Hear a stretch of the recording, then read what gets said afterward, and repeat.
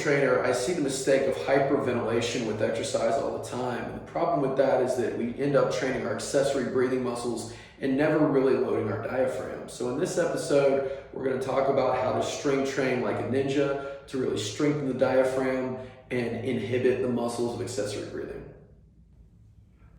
So when it comes to breathing, we want to train our diaphragm to sort of contract over the longest range of motion possible so that it can spring back up. We get that elasticity, the ability to produce sound and produce exhalation. What happens when we do hyperventilation, which is what we demonstrated in our preview, is that we get a lot of this, where we get movement up here, more than movement down here. So we get a raising of these accessory breathing muscles, and this is where we start to feel tension, in the scalenes and the neck, all up in this area. We get a closure of the chest wall. But more importantly, we also get this, where we never really load the diaphragm as we would want to. So we get a weakness of the diaphragm, we get excess tension up here.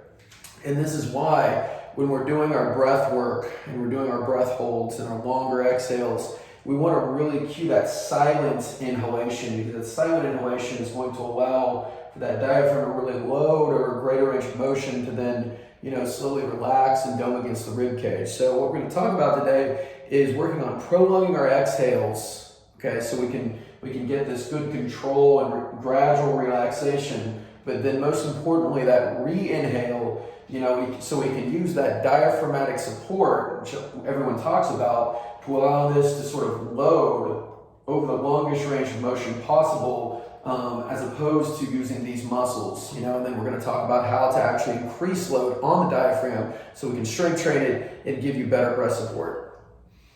All right, so the first step when we're consciously training breathing is to optimize the position of the rib cage. And what I find with a lot of singers is we get a rib cage where we have either the lower or the upper ribs would just get stuck open or stuck closed. So what we're going to do is use Steph's hands to ensure that as she exhales, we can get her rib cage to press and drop down so we can get a better re-inhalation from a good retracted position. So Steph, what I'm going to have you do is put your hands in your ribs. All right, we're going to go ahead and just do about a 3-second inhale on my count. So let's go 1, 2, and 3. Now we're going to exhale through your mouth as if you're blowing through fog, and I just want you to sort of push your ribs together, down and in. So let's breathe in at 1, 2, 3, 4, 5, 6, and pause. Just gonna hold here for a minute. Now let's re-inhale without these kicking up a lot. Let's breathe in again. 1, 2, 3. And let's exhale and drop down. 1, 2, 3, 4, 5, and 6. And I find just doing this for a few minutes, especially after we're stressed, anytime we're stressed, our ribs are going to sort of stick out, protract as we arch our back. So by doing this teaches the body to sort of let go of tension, to kind of let air go everywhere, fill the back and sort of get us back into a more retracted position. So the thorax is stacked with the pelvis, with the head, so we can start to do breath training from a good position. All right, so once we have Steph's ribs in a good place, the next step is to work on our cadence of breathing. Okay, specifically when we want to focus on the re-inhalation. The key thing with that is that we're getting a quiet re-inhale where she's breathing through her diaphragm as opposed to her accessory muscles of breathing, so we can really load the diaphragm and strengthen this. Okay, and this is strength training in the sense that we're going to do a 5 to 10 second breath hold, and the re-inhale is going to sort of be our test as to whether Steph can do this or whether we need to kind of maybe make it a little bit easier. Okay, if she can re-inhale well, typically I'll have her do 3 to 5 repeats of that. Once she can do that pretty easily, I'll add 5 seconds. And so this is how we make this type of thing harder.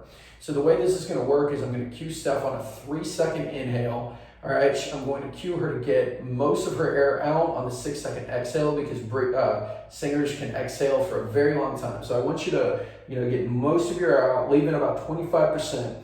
Okay, and then we're going to start with just a 10-second breath hold and re-inhale. Okay, and your goal is to breathe from your support as opposed to our accessory muscles. So here we go, Steph. Let's start to breathe in on 1, 2, 3, and then let's exhale through the mouth on 1, 2, 3, 4, 5, 6. Now we're just gonna hold for 1, 2, 3, 4, 5, 6, 7, 8, 9, 10. Let's do this. Just gentle re-inhale. 1, 2, 3.